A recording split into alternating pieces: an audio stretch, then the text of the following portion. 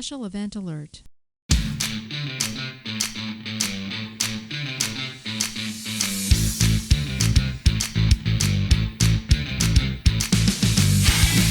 Get out of bed and run, because you are late for Changeover, your weekly space news and variety show. I'm your host, Marty Smith, and I'm joined by Mr. History, Eric Perrott.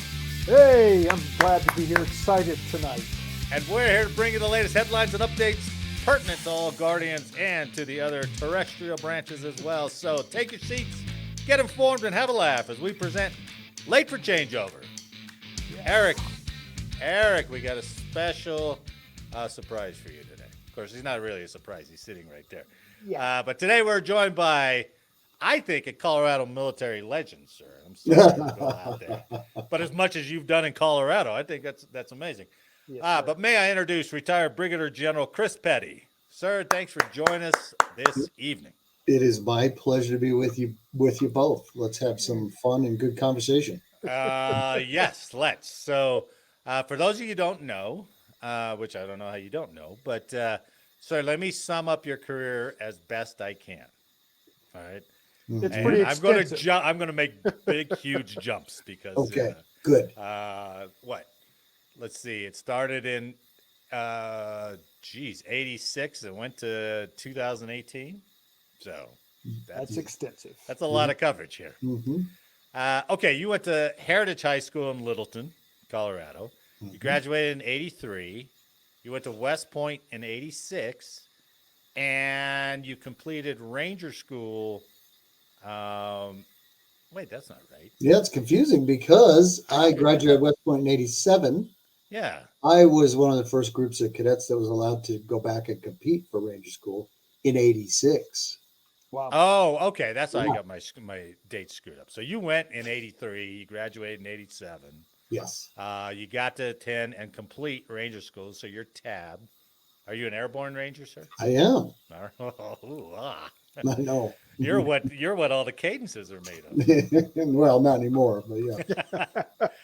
You're commissioned as second lieutenant in aviation.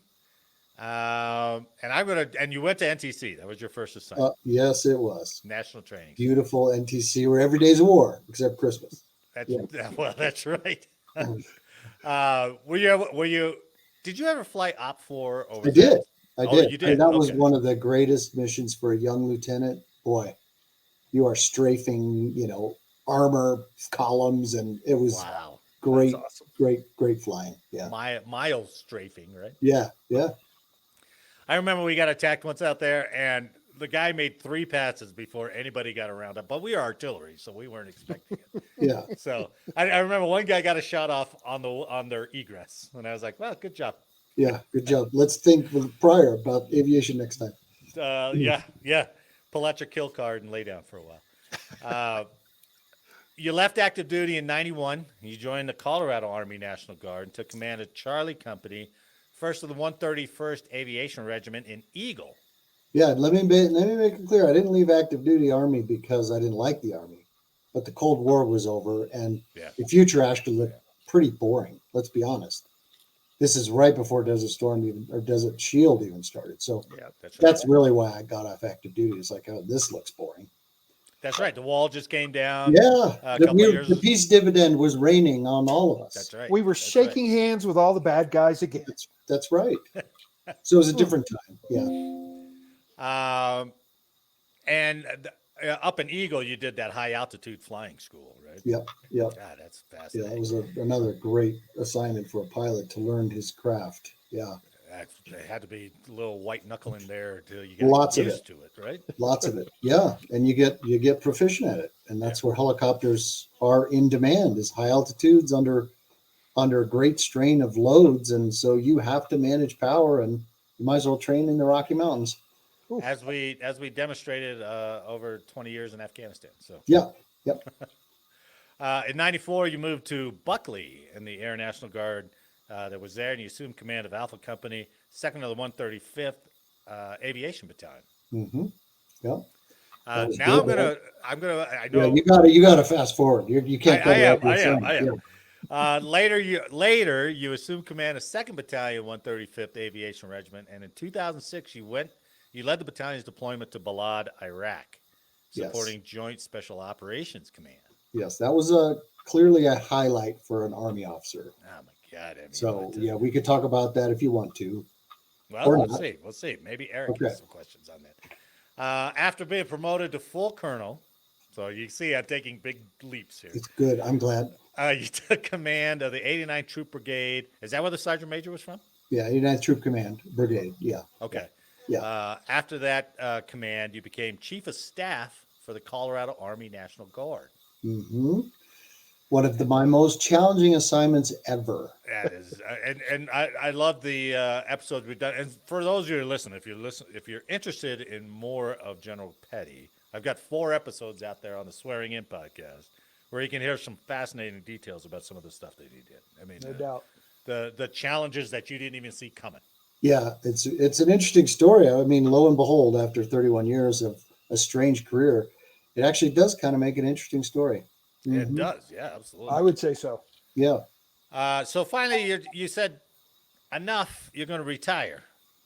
That was it, right? Yeah, right. I mean, I had the cream job in the Colorado Army National Guard. I'm Chief of Staff. I mean, it's Full bird colonel. Yeah, you're running the guard for the Adjutant General, and it was a great assignment. Very challenging, as I mentioned, but no, you get a call. You get a phone call. Right, I'm out processing at Fort Carson, and I get a phone crazy. call. I get a phone call. Yeah. They said essentially they wanted to promote you to Brigadier General, and you agreed, and you did that. You were promoted to Brigadier General in 2014, 10 years ago. Yeah, I know. And you got sent to Sarajevo, Bosnia, as a NATO commander. I did.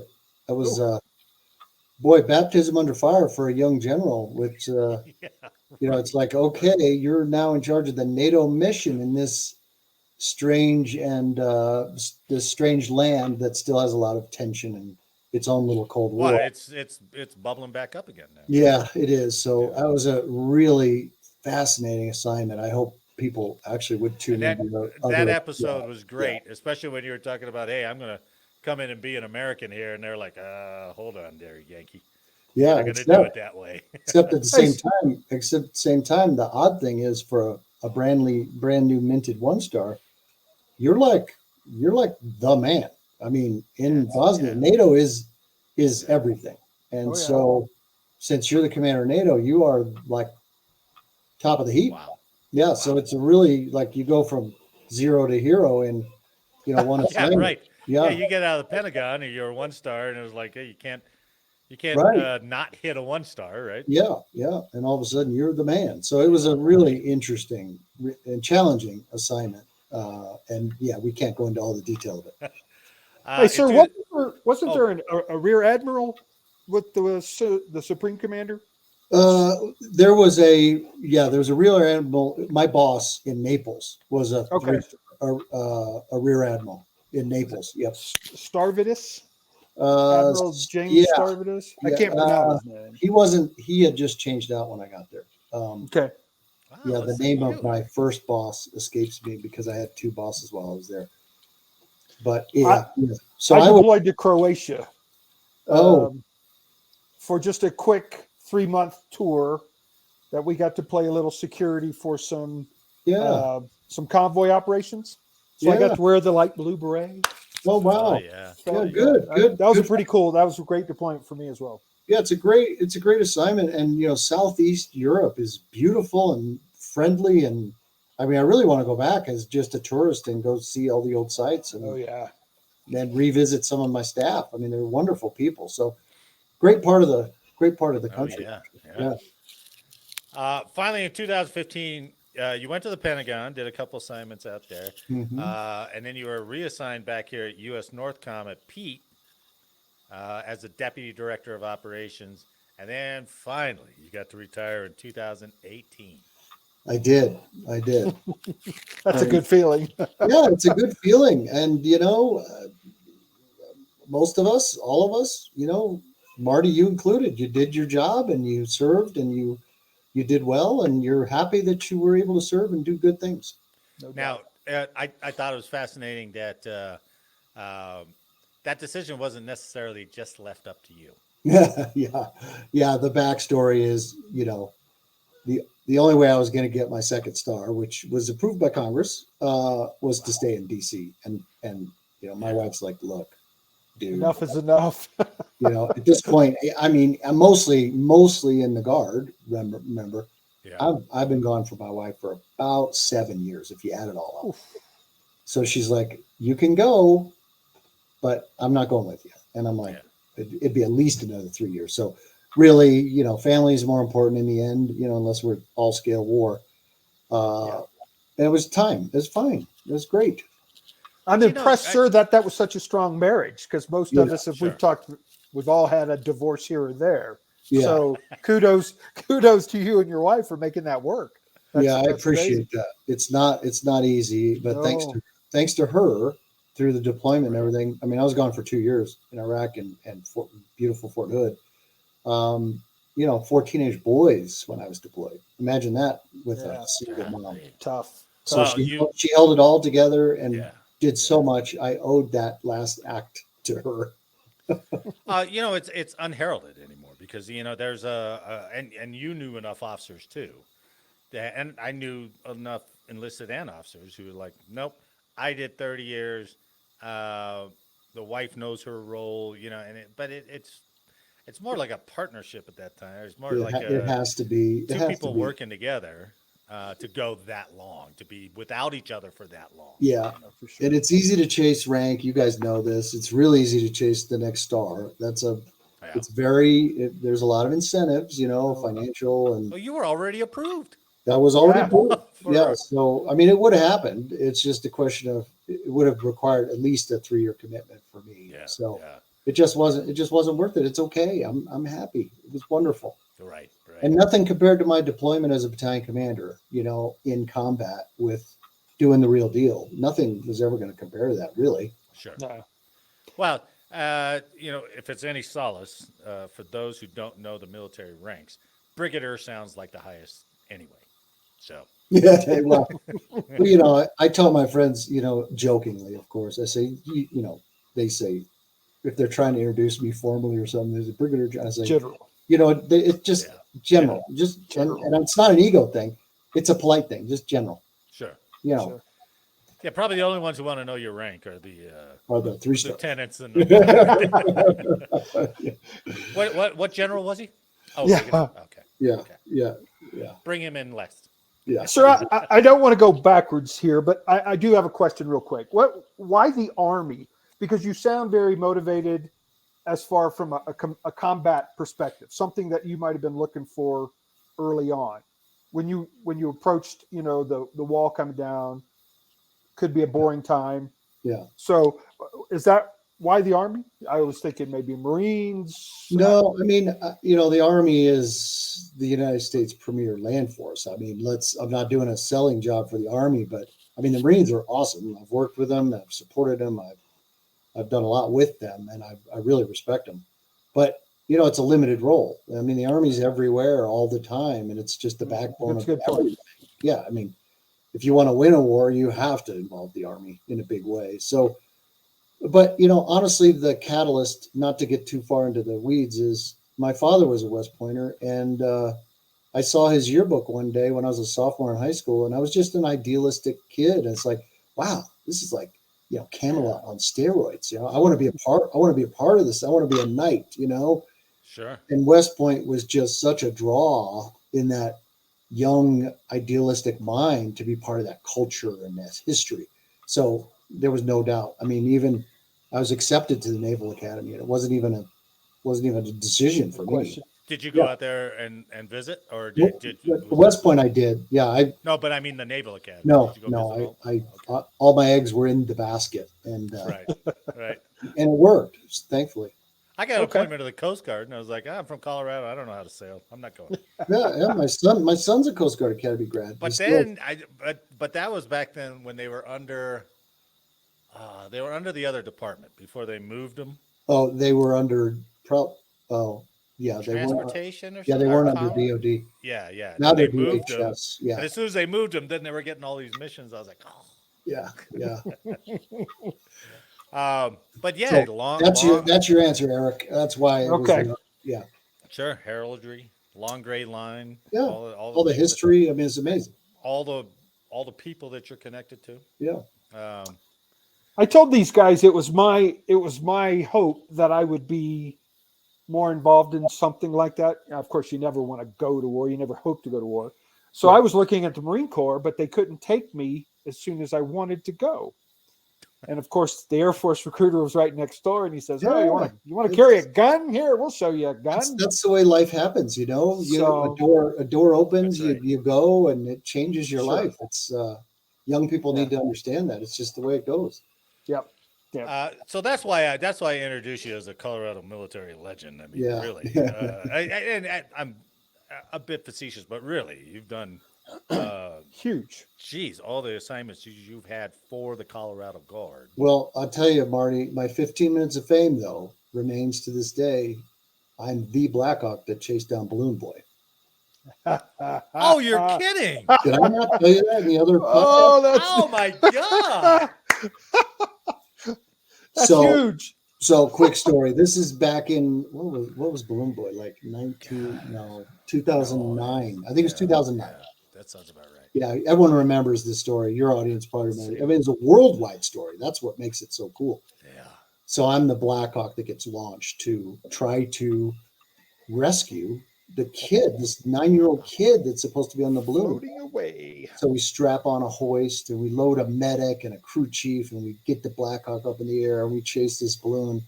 We shut down DIA. My Blackhawk shut down the entire DIA airspace. I was a moving TFR, temporary flight restriction, which for pilots is like, there is such a thing, you know. I mean, it was amazing. Yeah. So anyway, to shorten the story, the balloon started descending. The cops converge. We're talking from the air. We're circling. The boy's not on board. So then we launch into recovery of a dead body mission. You know, trying to spot a body. Because nobody knew, right? Nobody knew. So it turned real sad. You know, we're like, okay, we got to look for a dead body. Oh wow. And then, you know, hours later, we go back to refuel at Buckley and we get word that the boy was found safe in the attic. And we're like, yay, you know, happy ending. And it's like, okay, what was all that about? But that was cool. But that was a worldwide story, not Yes. a Colorado story. And it That's went, awesome. what, how long was he up there? Hours, right? Oh, He was hours, up there. Or, I mean, the balloon was up Yeah, there. the for balloon hours. was drifting for at least a couple hours, Yeah. long enough to get me and the crew in a Blackhawk and get it going and chasing him. Wow. Yeah. Were there civilian helicopters involved as well? No, they were expressly forbidden from coming into my TFR. I mean, that's FAA serious stuff. That's Yeah. awesome, man. So all the news helicopters were still, you know, 2-3 miles away. Yeah, They couldn't penetrate my little bubble. Oh, I guess there's no like available civilian helicopters running around to do the mission that you were on. I No, suppose, there's right? not. I mean, there's not. I guess And now that you think about we it, were gonna lower a medic on a hoist and grab the boy. I mean, you know, highly dangerous mission in a helicopter with a balloon Sure. that could just come up into the rotor system and all that. But you know what? Yeah. These are guardsmen, man. We're going to try to get it done. We're going to take some risk and try to get it done to save a life. It's a great little story, but it's a weird story. That's and weird that you're involved with it. I mean, that's Yeah, great. yeah. I mean, I was the guy, so that's my 15 minutes of fame too. Well, I awesome. tell you, and to give props to what was then Buckley Air National Guard base. Yep. I know the 135th Aviation Brigade and the 140th Air Wing. I think. Yep. Right. Those National Guard pilots who flew your helicopters and those F-16 National Guard guys always get kudos. They're always the most professional unit I ever hear. Best in the business. Yeah, they're real good pilots, and they train in these mountains, so they're excellent pilots actually. Well, it's nice that you can keep the same pilot and retain his skills for years and years and years. So. Yep. I Interrupted your story, but it was over. Oh well, yeah. Yeah, the story of me was over. Good. No. Well, we're just beginning. We're just getting into it. That's a pretty big story. I don't think we can come to an end unless we cut it off. Yeah, that's right. Let's see. Okay. In addition to your great career, you also run a website called battledigest.com. And I'll put the link here with the podcast so people can find it. Yeah, Military History Simplified, basically, is the big header right there. it is. It's I wasn't a history buff. I didn't major in history, but as I get older, as many of you, as you guys probably know, of course, I know Erica since she's Mr. History. As we get older, I mean, it becomes so much more important, and we're more interested in it because the lessons are timeless. They are timeless if you pick the right lessons. And so, the origin story I told you, Marty, was I'm a young officer, and I'm just one of these guys that believes in our obligation to train our soldiers, especially our officers, in officer professional development topics, things that are outside your normal training program, right? Right. In the Army, it's kind of mandated that commanders will train professional development their soldiers, in different groups. Like you might task your NCOs to train the NCOs, et cetera. So I'm one of these guys that brings my officers together, even as a young captain, and I'm trying to teach them classes on different things that will enhance their military skills. Well, history is the best topic you can broach with that because there's so much in it. So I'd put these classes together, and it would take a lot of time, a lot of research, and I'm building these overhead. At the time it was like the overhead projector thing where you had the transparent thing. You guys transparency 1, 2. Focus the knob and project it. And I'm building these slides and everything, and I'm scratching my head for years, going, why didn't the Army have something to make this easy? Yeah, that was the genesis of the idea. Yeah. So I said about. Right. So for 30 years, I'm thinking of this as I'm doing it, and I'm thinking, well, I'll just create it. And that really was the genesis of Battle Digest, is let me put together a simple, comprehensive, but simple Reader's Digest version of these famous battles where you really can get all the key elements. You can follow the flow of the action and decision making all the way down to the tactical action and pull the lessons learned. And excuse me, I even put discussion questions on the back of this thing. I made it the one-stop shop. Well, and that's fantastic because where were you when I had to go through those military history classes? Because our professor just gave us, who was it, Matzloff? Is that the guy's name? You're talking about the real dry military history guy. We just had to read his book, and it was 5,000 troops went here and 2,000 troops went here, and at the end of the day, and you're just like, wow, this is the driest history you could ever read. The other thing I found in doing all the research for these battles, and I've got 32 in print now, and I'm working on 33 right now. The Battle of Hastings I'm working on right now. But what I learned is, as I'm reading all these great books, it's hard to follow the actual timeline of decision making and action. And so that's one of the things that takes me a lot of time in these battles, is to put it all together so it's a very logical flow. Who did what to whom when, and why did it matter, and how did that lead to the next thing? That's hard to get from these books. They bounce around everywhere. Sure. You don't really you start to lose that sequence. So I do all that. And the Army has those lesson plans, and I was clearing out some papers, and I found a couple.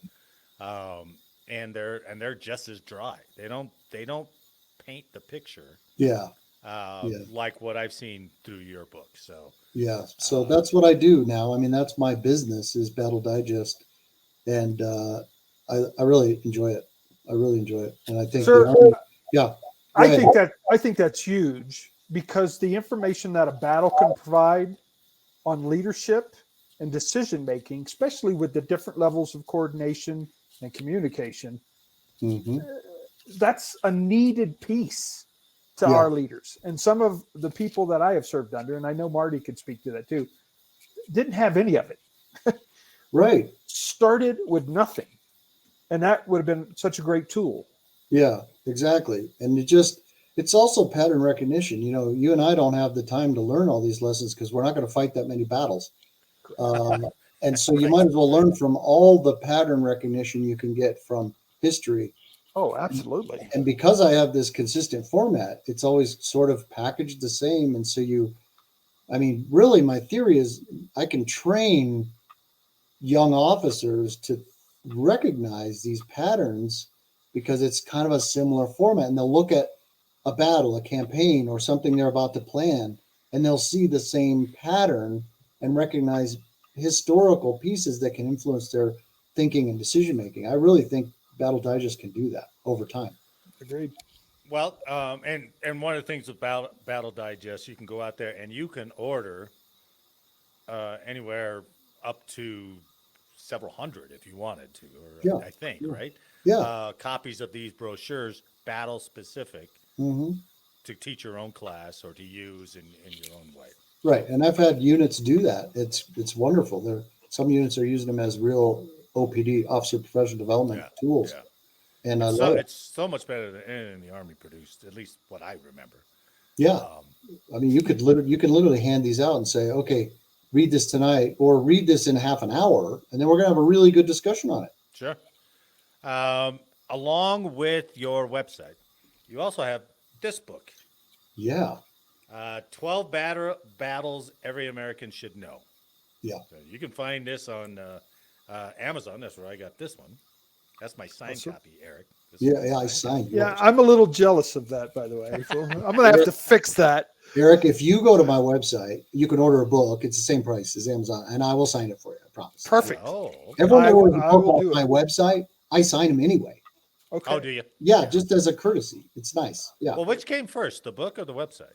The website, quite a bit first. Oh, no kidding. And Yeah. then the book was kind of just a natural offshoot of what It was you a already natural produced. offshoot. I got all this great content, and people are interested in it, but a lot of people can't grasp this. This whole trifold brochure thing. It's for a lot of people, this is like, what, huh? Yeah. But a yeah. book, I mean, everyone knows what a book is. So I decided to package 12 of the critical battles that Americans really should know. I mean, cultural history. We should know this stuff. Right. And so that's why I did it.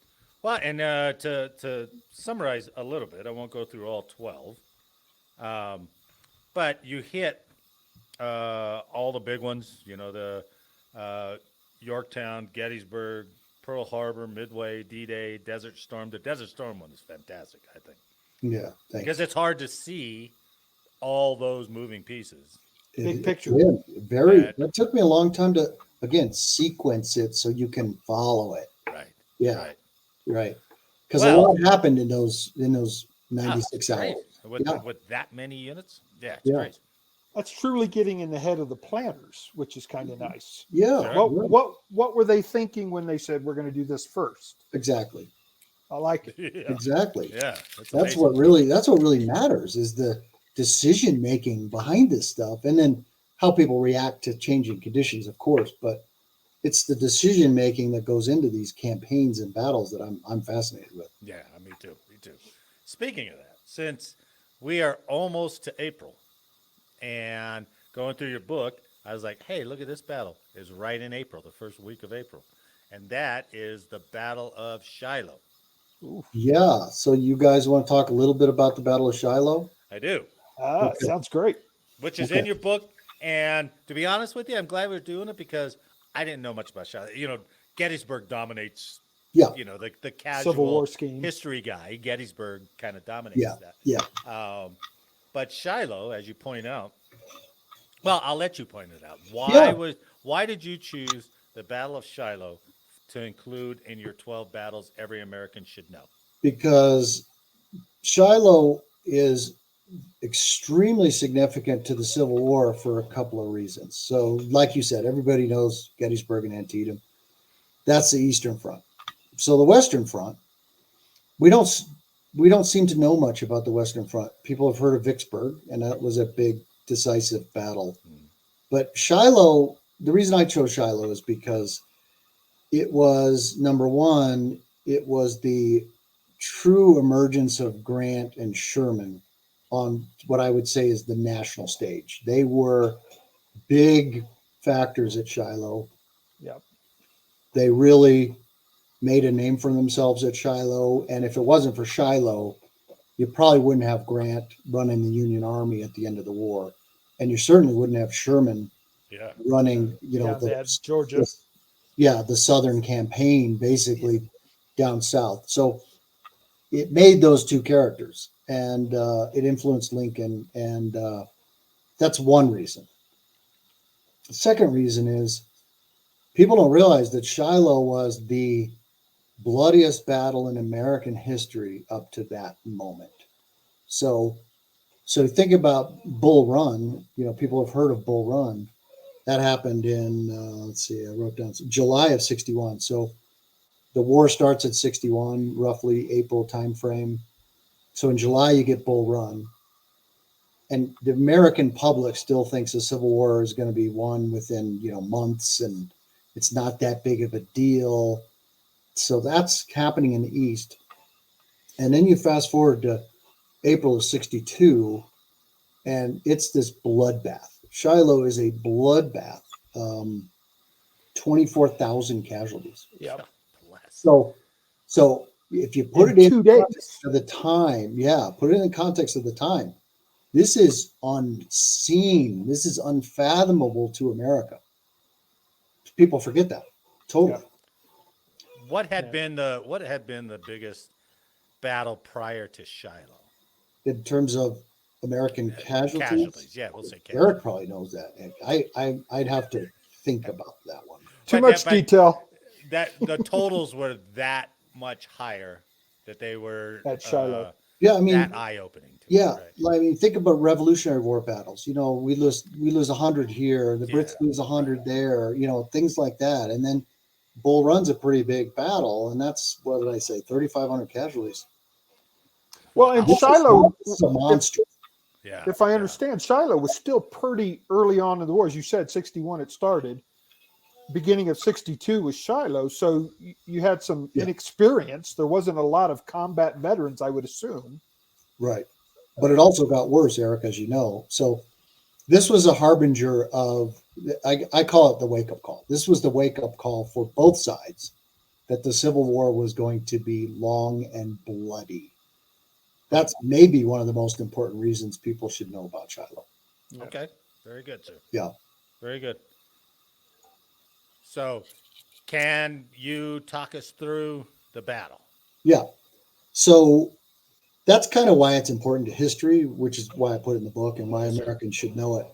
But operationally, it was also it also opened up the Tennessee River Valley, which connects to the Mississippi and that whole segment of the Western Front in the Civil War. So I mean, this was critical to the Union advance. So we'll talk about the larger strategic issues before we get into the battle. So you have the cast of characters here is Ulysses S. Grant ends up commanding the Union Army at Shiloh. Yeah, on the Confederate side is General Albert Sidney Johnston, a name a lot of people have heard of. I mean, he was the South's top general. This is before Lee really came on the stage. Lee was still in Richmond as Jefferson Davis's military advisor, essentially. So Johnston is their top dog, and he's out west. But he has, in the initial stage of the Civil War, the South gained a lot of territory. They rushed into Kentucky. They took over a lot of Tennessee, and they held Missouri. So Johnston's now in early '62 faced with this really long and awkward front that he has to defend. The Union is just kicking off recruiting. They're building forces. So Johnston knows that he's in a difficult spot, and he's always kind of outnumbered anyway, but it's going to get worse. He's thin because it's a long line. It's a long line for an army to defend. I mean, it's a 600-mile line or something. I mean, it's a lot to defend against a Union army that is growing by the week.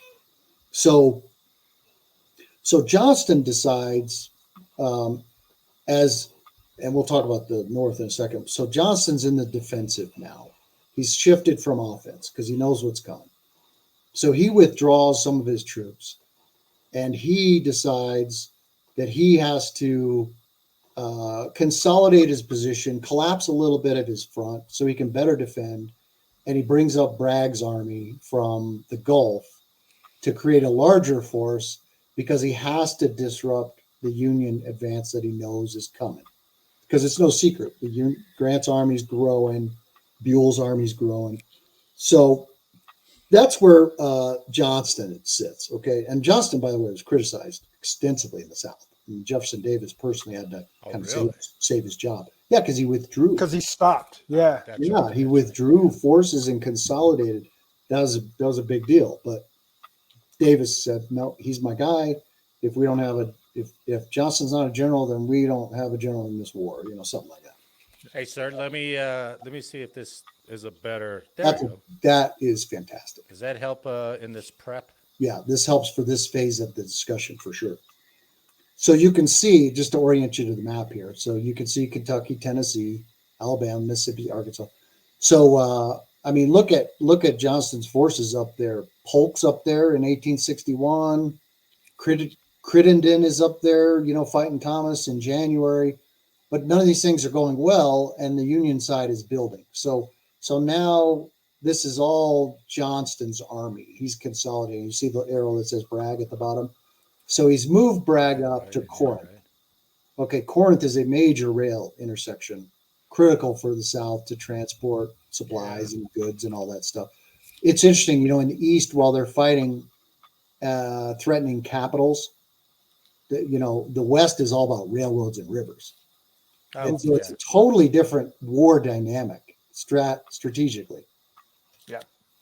So with that in mind, go ahead, Eric. Corinth, the city of Corinth was Grant's target, correct? Yes, and we're going to get to that right now because that's what the Confederacy and Johnston are doing and thinking. Meanwhile, on the Union side, you have let's see. I should never become a historian because I have a terrible memory. Most historians have great memories and they can just recall facts and dates. I'm terrible at it. So that's why I just write it down. That works. Yeah. So General Halleck is the commander out west for Lincoln. Lincoln's frustrated with Halleck, quite frankly, because in the winter of 61, transition into 62, Halleck doesn't really have a strategy. They're really just reacting to Southern moves. So Lincoln's getting frustrated with Halleck. So Halleck gets together with his commanders and puts together a strategy. They're gonna do an offensive move down the Tennessee River. They're gonna open up that corridor for a Union advance, take Corinth, and bring the war more to the South. So that's his basic strategy. So Grant comes to Halleck and says, hey, sir, how about I go down and take Fort Henry and Donelson to get this party started? Okay, I'm paraphrasing, okay? Grant probably didn't say, let me go take the forts to get the party started. But Grant came up with a plan for his army, and Halleck approved it. And lo and behold, in February, Grant has taken both Henry and Donelson, opening up the Tennessee River, essentially. It's a big move. I mean, it kind of collapses the initial gates that protect the Tennessee River.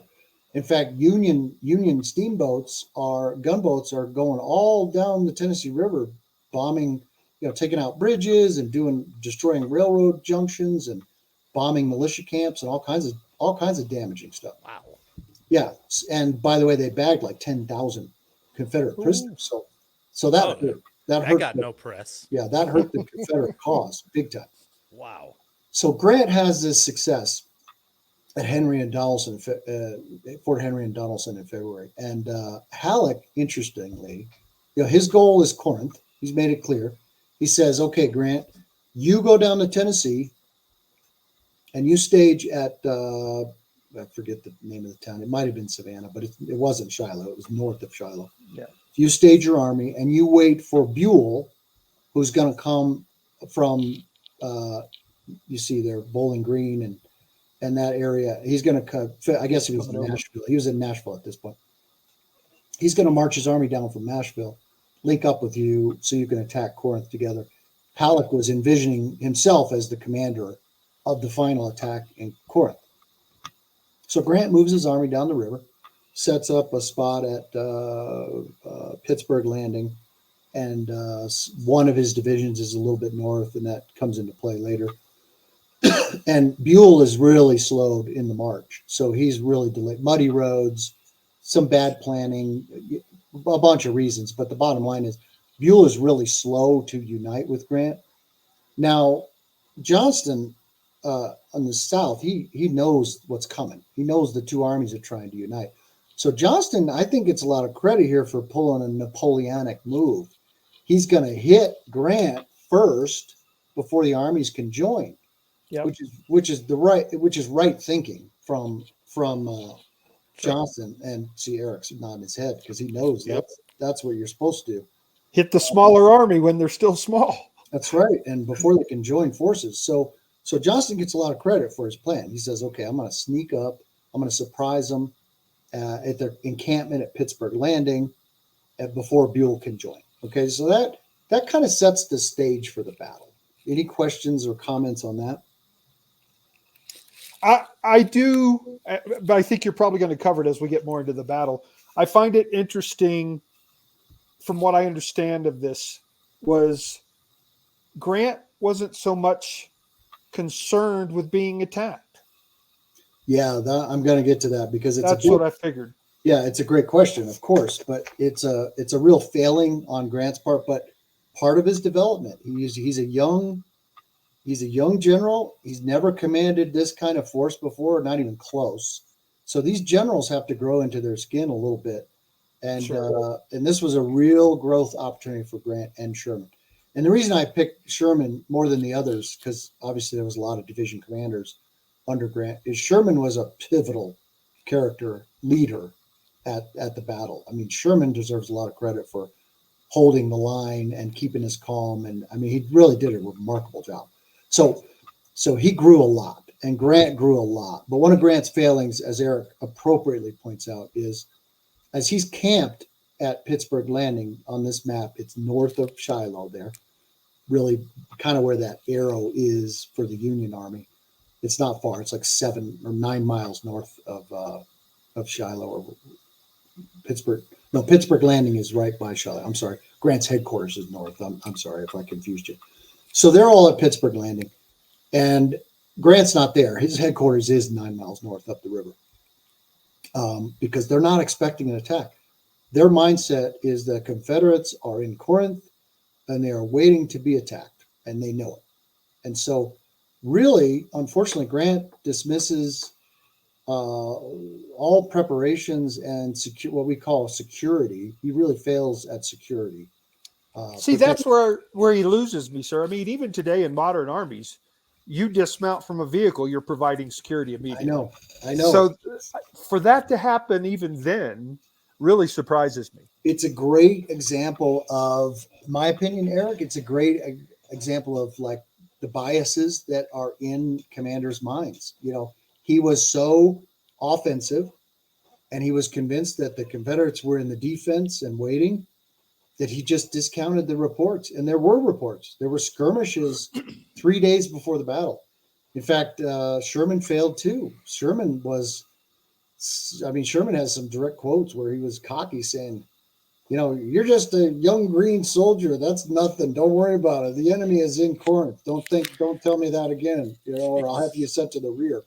I think the taking of the 2 forts, I think he became, lack of a better word, a cocky, said, you know, the forces, they're not stronger than we are. We're numerically superior than they are. We took these 2 forts relatively easy. I'm not scared. Yeah. I mean, that was really his first command action is Henry and Donaldson. So maybe that really flavored his judgment. But regardless, he failed at what we call security, which is making sure you don't get attacked. The enemy doesn't surprise you. So they are camped, and they're ignoring some of these skirmishes, actually, as we mentioned. But Johnston really pulls off a great surprise. Even though his army is slowed and he wants to attack on the 5th, he can't. The roads are muddy. This is rainy season. The roads are muddy. He's slowed. His subordinates, by the time they get within a couple miles of the Union camp, his subordinate commanders are really nervous. Some are saying, "Hey, we need to call this off, boss. We've been compromised." And he's like, "Damn it, we're gonna water our horses in the Tennessee River in the morning. I don't care if they're a million strong." Yeah. So, and Johnston's right in this case because he really achieved operational and tactical surprise. I mean, it's amazing when you move a force of 60,000 soldiers. Yeah, that's crazy. To achieve that kind of surprise is an amazing feat. So Johnston does deserve credit again for that move. So Johnston's in the plus column still. Grant's in the minus column, right? Because of his violation of the principle of war security. So anyway, so what's happening is Johnston's army is now assembled. It's the morning of the 6th. It's smaller than I wanted it to. This is probably the next best graphic to just depict the the overview. And that's Johnston's forces here. Right? Yeah, here's where Johnston starts to screw up, though. So the morning concept of the operation by Johnston is to attack corps abreast, which is a pretty solid plan for this kind of terrain. It's very heavily wooded. There's ravines. I mean, this is going to be difficult terrain to keep an army online. Very difficult terrain. So Johnston's concept is sound. I would have probably done it a little differently, but his subordinate, PTG Beauregard to be precise, who is the hero of Fort Sumter and Bull Run. So he's a credible guy. He's his second in command, but for some reason, which is not exactly clear, I looked at every book I could find. It's not exactly clear why, but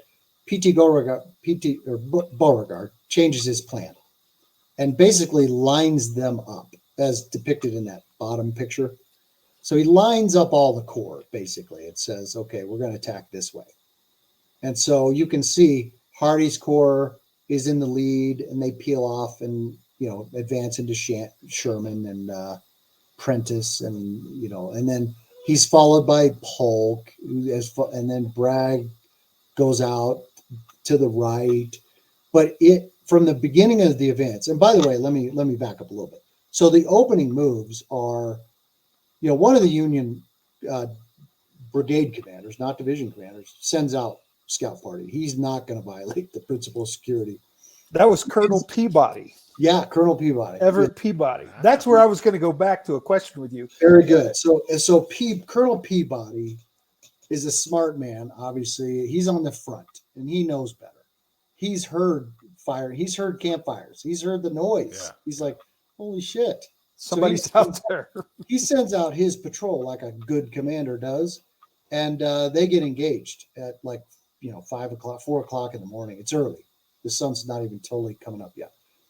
And so at least they got a little bit of advance warning, but not enough. I mean, it doesn't change anything really, because as that force gets pushed, as the Confederates really start their jump off, and they start their assault at 6 or 7 a.m. I forget all the details of the time, but it doesn't matter. As they start their assault, they are overrunning Union camps where soldiers are still cooking breakfast. Yeah, they are sleeping. I mean, it's a total surprise, except for the advanced scouts and some subordinate commanders were ready, but not many. So the Union lines are starting to collapse quickly. Soldiers are throwing down their rifles and running. I mean, all kinds of stuff is happening. It's total chaos. But the good thing for the Union side is the Confederates are already getting intermingled. Units are intermixing because these lines are coming up and trying to fan out in the trees, and it's just really not a good scheme of maneuver, and it's backfiring on them early. So their advance is really slow. And then you have some of these commanders like Sherman, who really put up a tenacious fight. And I mean, guys like Sherman saved, there's a couple other heroes of the battle here, but Sherman really delayed and confused the Confederate advance enough that you could probably say he saved the day in the end, because he delayed their advance by hours with a staunch defense. And he pulled back and defended again, and pulled back and defended again. Yeah. So that was happening during this chaotic hours, the first hours of the battle. Meanwhile, Grant's up at his headquarters, and there's no reason to criticize him for being away because he wasn't expecting an attack at this point. He hears the cannon fire and he, interrupts his breakfast. It gets on his steamer, heads on down. And by the time he lands at like 9 o'clock or whatever it was, it's total chaos. I mean, soldiers are streaming from the battlefield, running back to the rear where the riverboats are and the supplies are. And it's like Grant just walks into this chaotic scene. So he talks to Sherman a little bit, gets a quick assessment, rides forward, see where the lines are and all that good stuff. So Grant starts to get in the plus column again, while Johnston's getting in the minus column here with his first mistake, which really was changing his scheme of maneuver at the last minute. Hey, so would you like that other map, the afternoon of the 6th? No. Not yet. Okay. No. Are you trying to hurry me along? No. I just Okay. I'm trying to follow to provide. No, I'll tell you. I'll tell you when to listen, Captain. I'll tell you when to flip the slide. Okay. Okay, Senior Master Sergeant he's and Captain. Just a brigadier general. I mean, I'm just having fun with you.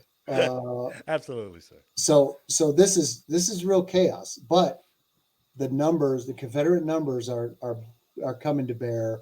The Union lines are being pushed back. Some are crumbling and falling back on other divisions, etc. So it's a very chaotic scene. So Grant restores some order. Sherman really is an anchor that really probably saved the day a little bit if you want to trace it back to that. But I like decision making focus. So Johnston's first mistake was letting his scheme maneuver get changed. And that was already manifesting itself in the early hours of the operation. The second major mistake, and I'm just looking at my notes because I don't want to get too lost in the details here either. But the second major mistake was there was something that happened over. If you can see on the far right of the map, especially the top map, see where it says Stewart over there in the blue. Stewart is a brigade commander up there on the top right of the Union forces. Yeah, right. So here's where the Confederates made their second big mistake. So Stewart's a brigade commander. He hasn't seen a lot of combat, and he's like really nervous because the whole world is erupting, and he's holding the left flank against the river. Yeah. So it's obviously an important spot. So Stewart starts moving his brigade around, trying to anticipate a point of attack where he can establish a defensive position. And he's moving this brigade around enough that one of Johnston's aides comes riding back and basically with the report that says, "Hey, sir, there's an entire Union division on our right flank that's getting ready to attack." So for Johnston, that's a critical development based on bad report, bad intel. So because this flank is crucial for Johnston's plan. If the Union Army starts rolling Johnston's right flank, he can't possibly push, and I skipped this part, but Johnston's plan was to actually unhinge Grant's left flank and push him away from the river into the swamps and stuff where he could just destroy him slowly. So this right flank of the Confederate right flank was crucial to Johnston's vision of how the battles to transpire. So Johnston overreacts to this report. He sends Breckinridge, which is his reserve force. So he sends his entire reserve army corps. He sends his corps to the right to try to prevent that Union, what he thinks is an attack. That's his second big mistake because Breckinridge is very delayed. It's very slow movement. It takes him hours to get there. He takes that whole force out of play. He takes he takes Johnston's entire reserve out of play. Yeah. And Stewart does a great job, defending. It's very difficult terrain, so it really helped Stewart a lot. So Stewart and another fellow brigade commander, who his name escapes me, they really defend that flank. But they're forced to fall back over time. But meanwhile, he's used his reserves, and he spent a lot of time and mental energy on this false threat that he's reacted his whole army to. So that's really his second big mistake. So the battle's developing. And the third piece of significant action takes place at the Hornet's Nest. Hornet's Nest. The famous part of the Battle of Shiloh is the Hornet's Nest. And here's why. So as the Union forces are as the Confederates are pushing the Unions back into a big, convex form against the Pittsburgh Landing, Wallace, and this is H.L. Wallace. There's two Wallaces involved in the action here. This is H.L. Wallace. H.L. Wallace has the mental sharpness to prepare. He knows that I think it's Prentice at this point. I think that's Prentice. Anyway, yeah, it's Prentice. Prentice is getting pushed back. He's facing larger and larger numbers. It's only a matter of time. Wallace is smart enough to recognize that and assist his fellow division commander by putting together a defense a half mile behind him on strong terrain, really strong terrain, good fields of fire. He brings cannon. So he's got a pretty good defensive line now. When Prentice is forced to fall back, he gets into Wallace's line. And now we've formed this Wallace Prentice defensive line. Yeah. And I forget Herbert. This is now a strong position, and the Confederates are become fixated on it. This is their third significant mistake. The Hornet's They Nest. become fixated on the Hornet's Nest. So they have all the advantage of numbers. They have the advantage of momentum. They're sweeping through Union territory. They're pushing them back, and then they get fixated with the Hornet's Nest, where the Union Army has managed to put together their most positive defensive position of the day. The Confederates decide they're going to attack that head on repeatedly over hours. Bad choice. It is a bad choice. This is where I lose a lot of respect for General Bragg, the Confederate commander. Yeah. I lose a lot of respect for him later at Chickamauga. A lot of respect for him. I lose a lot of respect for him at Chickamauga with his decision making and his mission command and control stuff. But here, this is still Johnston's battle. Johnston allows himself to get sucked in to the Hornet's Nest, and Bragg is running the show. And Bragg is a head-on, repeated assault kind of guy. And the Confederates are getting mowed down, and reinforcements are coming, and they're getting low on ammunition, and all this stuff is happening at the Hornet's Nest. Weren't they supported also by the gunboats in the river? Were they close enough? They probably weren't being supported much at this point. They might have been firing, but they weren't really getting good close support until the final position where they really were being supported. But yeah, I'm sure the gunboats were firing and trying to help. But this was Wallace and Hurlburt and Prentice putting together a hell of a defensive position and a good fight, complete with artillery support and all this stuff. So the Confederates now get bogged down at the Hornet's Nest for hours. And the other part of the Hornet's Nest that's part of the story is Johnston, because he's worried about that. Remember, he's worried about his right flank still, because this is all unfolding still sort of simultaneously. He pulls two brigades early in the Hornet's Nest fight that were ready to go take the hill before it was fully formed, the defensive position. He pulls them out to support his right flank because he thinks that's where the threat is. Oh, yeah. Those two Confederate brigades at that point probably would have overtaken the Hornet's Nest, but he pulls them out. So part of that big third mistake is this fixation with the Hornet's Nest, and it cost him. Probably the battle. And then another thing that happened at Hornet's Nest was Johnston gets so frustrated that one of his subordinate commanders says, "Hey, sir, my soldiers aren't going to charge the hill anymore."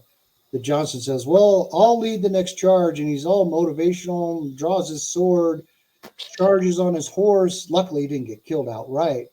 And they do penetrate the line, and they do some good, but they end up getting pushed back. And it's amazing to me, and I understand the passions involved here, especially, in a fight like this. Obviously, I've never been in a fight like this, but I can only imagine. Right. Johnston thought he was doing the right thing, but let's be honest. this general commanding the entire field army is now acting like a regimental commander, or at best a brigade commander, charging the hill. Step down a little bit. Yeah. Yeah. So he forfeited his role. By the way, he dies shortly thereafter because he got hit by a musket ball behind the knee and severed an artery, and it bled in his boot, and no one noticed until it was too late. Too much blood loss. Yeah, he fell half an hour after he came back from the charge, bullet holes, in his clothing and whatever. And I'm sure he was excited that he survived the charge, but half an hour later he turned pale, limp, and fell off his horse. And he died shortly thereafter. So not only did they waste time and effort and manpower and ammunition at Hornets Nest, their commander was killed. He never should have done that. That was stupid for the Army commander to lead a tactical little charge like that. Anyway, so now the Confederate Army has no leader. Okay, so that makes things even worse. There's a period of confusion. They're still confronted with the Hornets' Nest. They're still fighting Stuart, on the Confederate right flank, working and pushing Stuart back. And just as Stuart retreats, he's told to withdraw. It's too much. So he's ordered to retreat. So the entire Union left flank is open. It's an avenue of approach right to Pittsburgh Landing. But what happens next? P.T. Beauregard, who's now in command from the rear, back at Shiloh Church, which was Sherman's headquarters, by the way, at the beginning.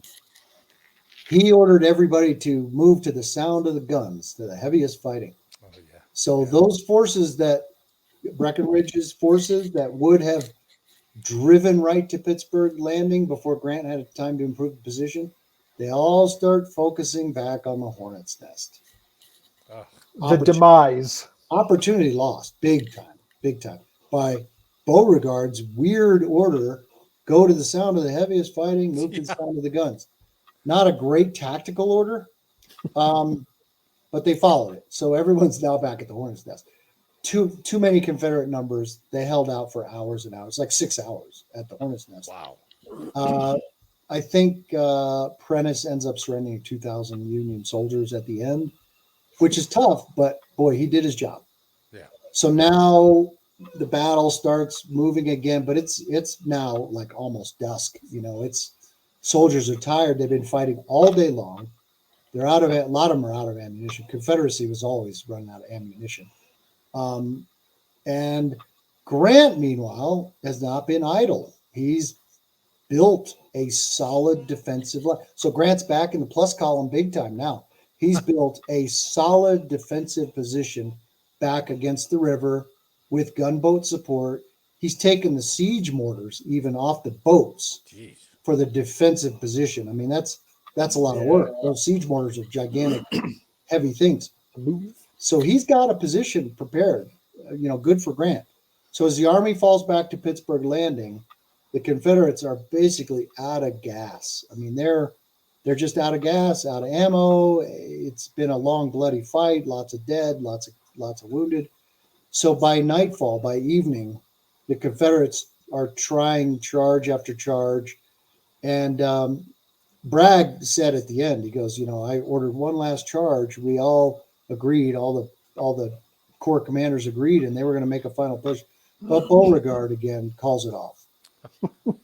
Beauregard from the rear calls it off, thinking that he had Grant right where he wanted him, just worn out, beaten, back against the river, and he could resume his attack tomorrow. Oddly, though, Beauregard didn't issue any orders for a dawn attack or anything. It's weird.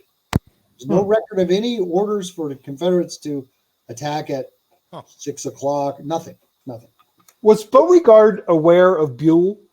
Was he aware that Buell was in the picture? Oh, yeah. They were all aware that Buell was coming. Now, they didn't think Buell was this close. So close enough.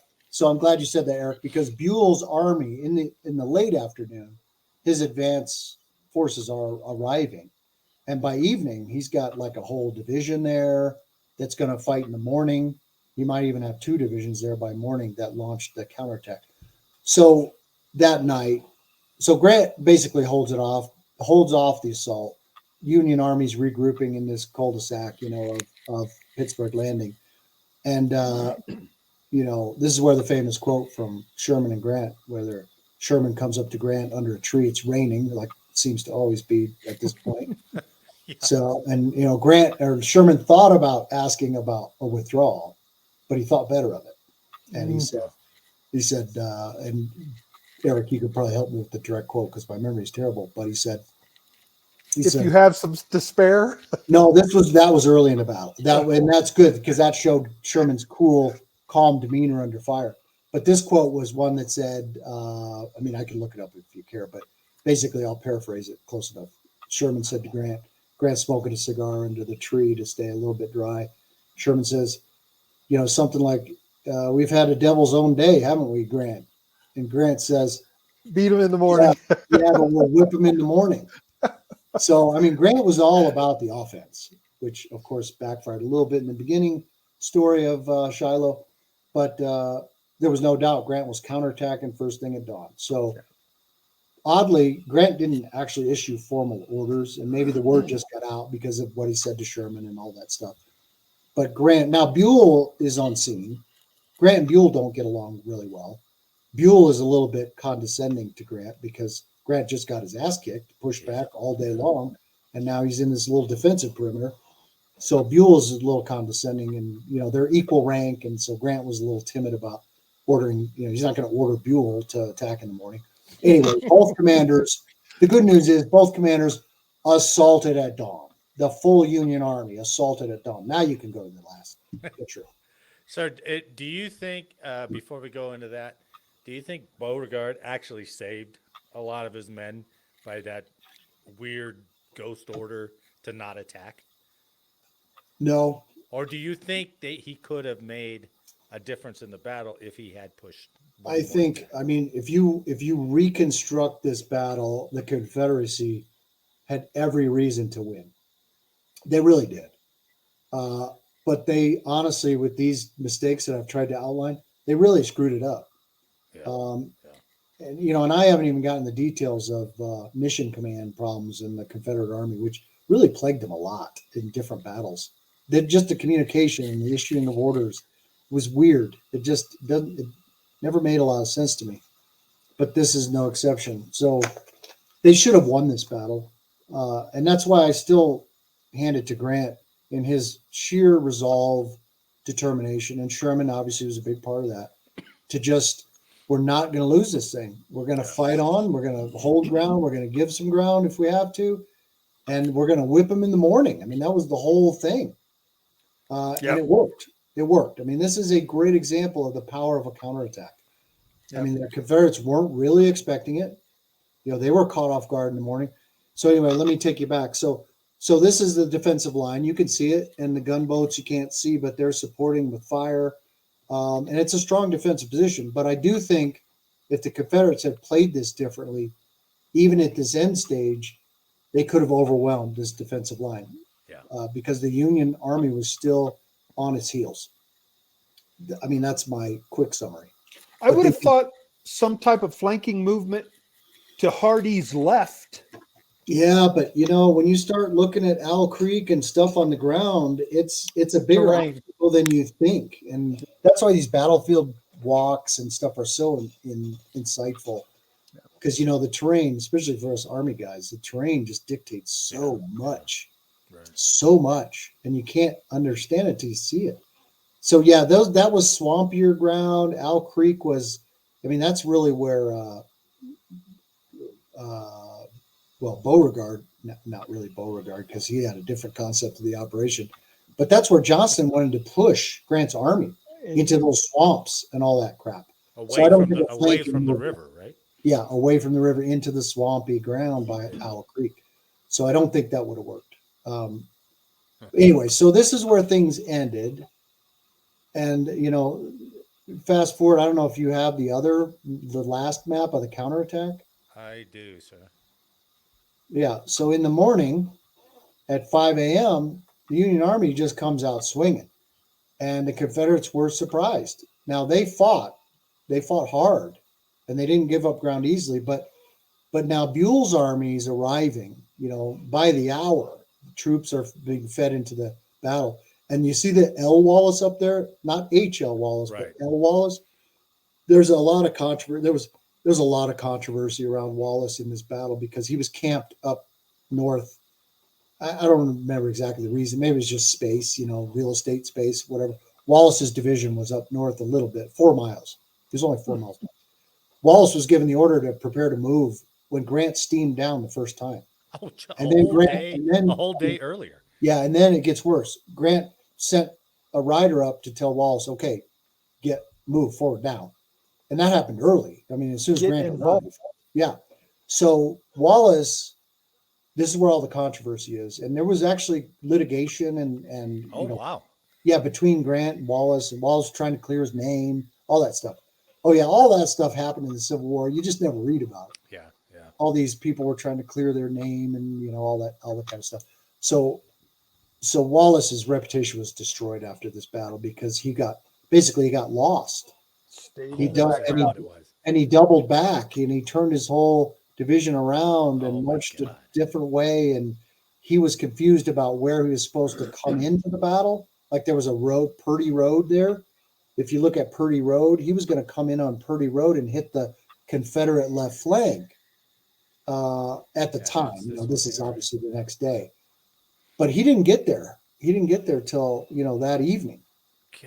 Yeah, which did play into the outcome. But regardless, that was a big controversy. But now Wallace's division is pushing. You got 3 of Buell's divisions pushing. So the Union now is outnumbering the Confederates. They're fresh. They're on the attack. The Confederates are on their heels. They're just giving up ground repeatedly, fighting tenaciously. I got to give them credit. But by evening, Beauregard called it, said, okay, we're done. And he just headed south. Grant didn't pursue because his army was so strewn out and battered that they were just going to regroup and take Corinth, which they did. Yeah. From the readings, I never ran into anything where Beauregard or Johnston really made any kind of definitive move to go, hey, let's prepare some defensive positions in case of a counterattack. Right. Were they that overconfident that they really thought they had the Union right where they wanted them? In this case, I don't think it was overconfidence. I think it was just sheer exhaustion. I think the soldiers were truly spent. I mean, they were. And remember, you got screaming soldiers next to you and lying dead in the woods, or almost dead in the woods. Oh, that's right. That whole night, right? And a rainy, miserable night. So I think God knows how many were out of ammo. Yeah, I can't imagine sitting there in an army in a battle, and I'm like, I'm out of ammo. You got anything? It's like, no, I'm out too. Right. And they did a lot of that actually, and so they're trying to resupply. They're trying to get a little bit of rest. I mean, I'm assuming just as a soldier that the average Confederate soldier was saying, well, the Union Army, we kicked their ass so bad today. They're just kind of going to be waiting for the next moves. They'll be reactive to us. Yeah, because they clearly had the initiative. Wow. And they were just tired. They were tired. So I think and Grant's conversation with Sherman, he already knew he was going to do this. Yeah, Sherman was going to counterattack. No question about it. I mean, Grant was going to counterattack, and Sherman probably helped spread the word because it worked.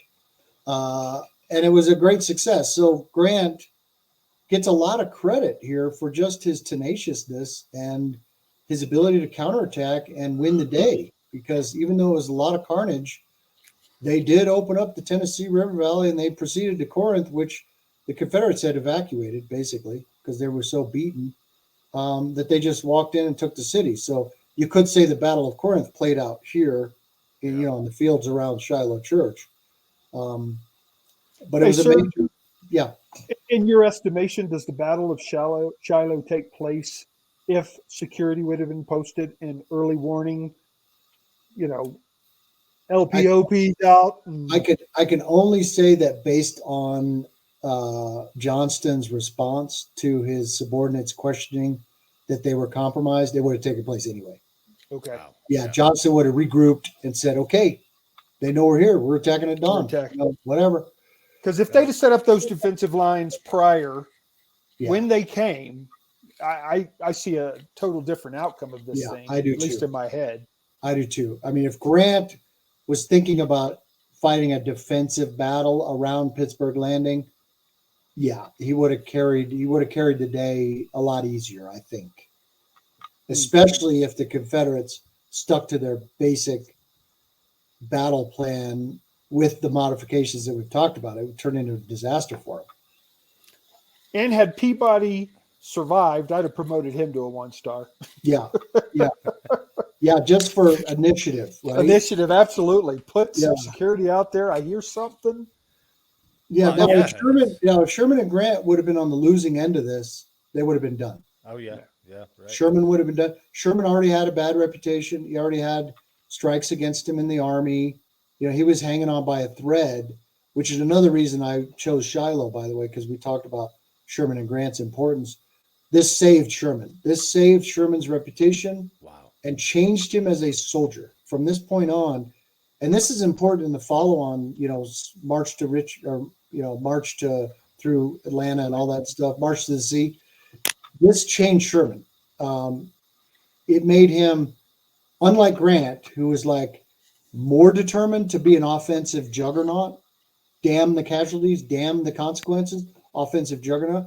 Sherman actually became sort of the father of modern war, where you just destroy the enemy's will to resist without creating battlefield carnage. And so this battle changed Sherman. Yeah. Well, I thought it was interesting too. Just a couple points, sir. And I don't mean to take your conclusion away from you. You're great. But I thought a couple points in how we just talked about Sherman and how this battle kind of made him, and maybe this battle kind of sunk Wallace. At the same time. It's interesting. Yeah. Also, the conversation that Sherman had with Grant, Sherman wanted to withdraw, right? He was going to suggest that. He was going to suggest it, but he didn't. He thought better of it. So I wonder if that maybe wore off on him, Grant's aggressive nature later in the war. Yeah, maybe. But I think more importantly, on a similar vein, this built the trust between those two men that would serve the Union Army exceedingly well through the rest of the war. That mutual trust and respect was built at Shiloh. And thirdly, I want to compliment, because these maps are right out of your books, and this one is fantastic in the sense that it outlines the counterattack, and it may be hard to read if you're watching it on YouTube or whatever, but you can see this is 5 a.m., 6 a.m., 5 a.m. Yeah, and then they fall back to 11, and then 12 p.m. here. Yeah. And then you can see the subsequent withdrawal. So it makes it graphically so much easier to follow. Yeah, if I can't find the maps, and I didn't produce this map, I got it from there's a guy, and I wish I could give him credit right now, but there's a guy online that provides these maps for free. He's all about the Civil War, so you can get good maps of Civil War battle. Yeah. So it's public domain, and he doesn't mind, obviously, that I use him. But if I can't find maps to support a battle, I won't do the battle, or I'll create my own maps, which takes a lot of time and effort. So I do create some maps with the help of other people. Sure. But you got to have maps. You got to see it visually. You got to see it. You have to correlate the text to the map. And people that really love Battle Digest, they say, yeah, I can read it in 30 minutes. But when I want to correlate everything, it takes me a couple hours to digest it all. But you got to have maps to do it. But that's featured all the way out throughout your book and in your trifold brochures that are available on Battle Digest. So that's why it's such a special product if you want to learn military history. Well, thanks, Marty. I'm glad you like it. I think it's what we need. I think the military definitely needs it. But the funny thing is, most of my customers are just guys that like history. And I hate to sound sexist, but they're mostly guys, like 98% guys. So you women out there, come on, let's get with the program here. Sir, I had one more question though. Did any of the Southern commanders, any of Bragg, Pope, any of them serve prior to any of the northern officers? Were they West Pointers together? I know a lot of that occurred. A lot of that occurred. You got to go read Michael Sherr's book, about the Mexican-American War. Well, I knew it occurred, but I was talking Yeah. specifically in this battle. Yeah, Like, it occurred. Oh, I'm sorry. It occurred all over this battle, and I can't give you the exact names, but I promise you, Eric, that several of these Confederate commanders went to West Point, yeah, and were in similar classes, or one above and one below, and definitely the Union Army. I mean, there was a big West Point was the institution at this point in time.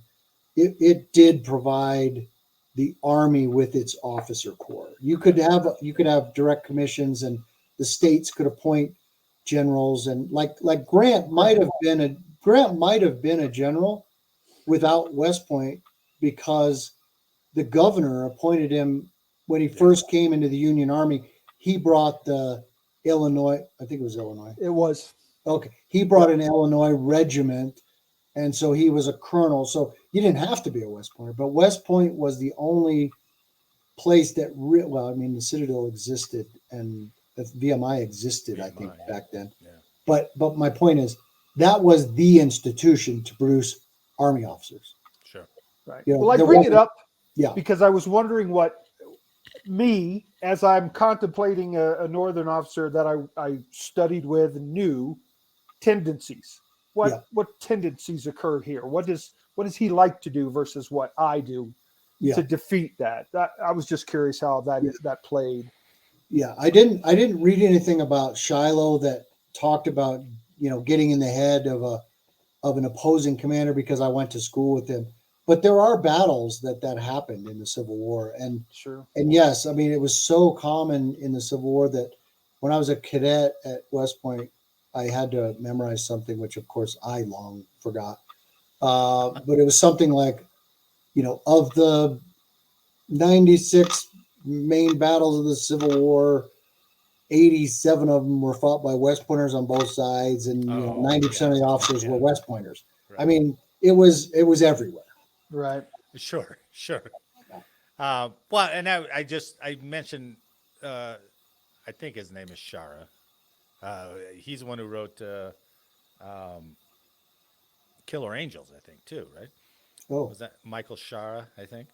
Yeah, I forgot the author's name. Yeah, but he wrote a book about the Mexican-American War under Winfield Scott, and the force that went down there, and how Lee is a captain, and how Longstreet was in the artillery. And all these guys were all on the same side down there, right? In very junior rank as CGOs. So that's right. And Grant was down there as a captain too, I think, at that point, and he did well. I mean, these guys they earned reputations and tendencies, I guess, that you could extrapolate from the Mexican-American War.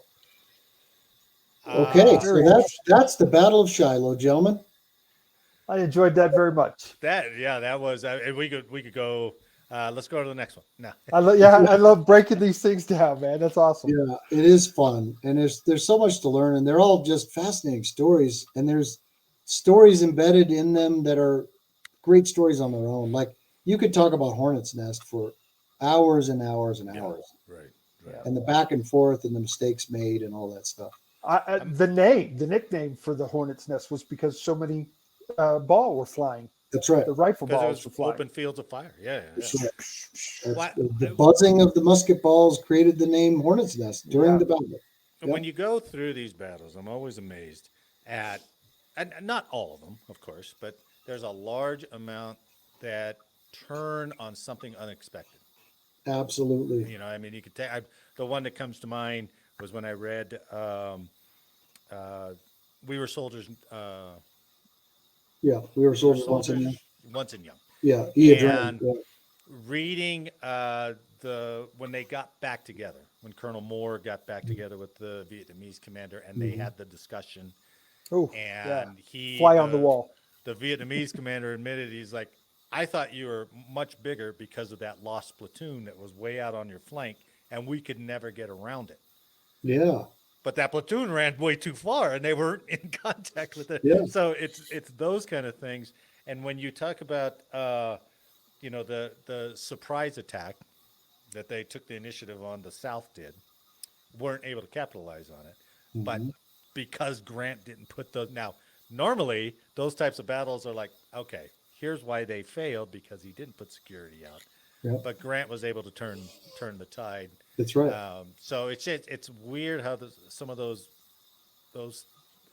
couple of incidents that you don't plan on really have an effect on the battle. It's a great point, Marty. You can have the most brilliant campaign plan. You can have the most brilliant concept of operation for your battle that you're about to fight, and it will turn on some event or something that the enemy does, or even that Mother Nature throws at you. Sure. It's amazing. It happens all the time. Yeah. Every single battle, you can find something. It's and I hate it when they attribute that quote to Mike Tyson, and they're like, everybody has a plan until they get punched in the face. Yeah. I learned it as no plan survives its first contact intact with the enemy. Yep. Yeah, intact. That's the way I learned it. That's right. And that's right. Mike Tyson paraphrased it. Yeah, I love to study the commanders and how they react to changing conditions that they're confronted with. That's a part of Battle Digest that I love because it's always relevant. Is Battle Digest or is it all U.S.?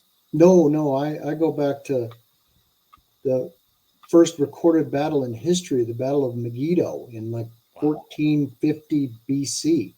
Wow. So I'm trying to cover a broad spectrum. The majority of battles are U.S. battles because that's where my audience is, and people are more interested in Civil War and Revolutionary War. But I'm trying to put together all of the classic battles in the history of the world. How about naval battles? Haven't done it. Well, I mean, I did Pearl Harbor, which was a naval Midway. Right. I did Midway because it's a fascinating story. Yeah. Talk about luck. Really Talk about luck in war, like Clausewitz warned us about. The one decision, should I rearm my planes, Japanese commander, or should I not? Should I launch that next wave, or should I wait and rearm and refuel? Yeah, I mean, So the point is, I do a lot of American battles, but I'm filling it like right now. I told you I'm working on the Battle of Hastings because historically, there's few battles as important as the Battle of Hastings for changing. It changed England and it changed Europe actually. Yeah. So I like stuff like that. Yeah, that'd be interesting.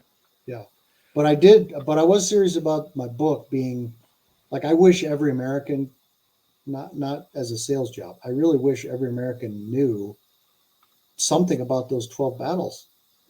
They're not teaching this stuff in schools, and it's a shame. We're losing our history, not necessarily on purpose. I mean, I'm not a big conspiracy theorist, but we're losing it. The young generation just isn't being taught much about even World War II. Ask the high school students who they don't know participants.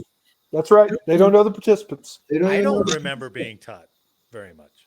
You know what I mean? That was but you knew who fought who, and you probably. But I also had an interest in it, and I had a brother who was in it, and a father who was in the military.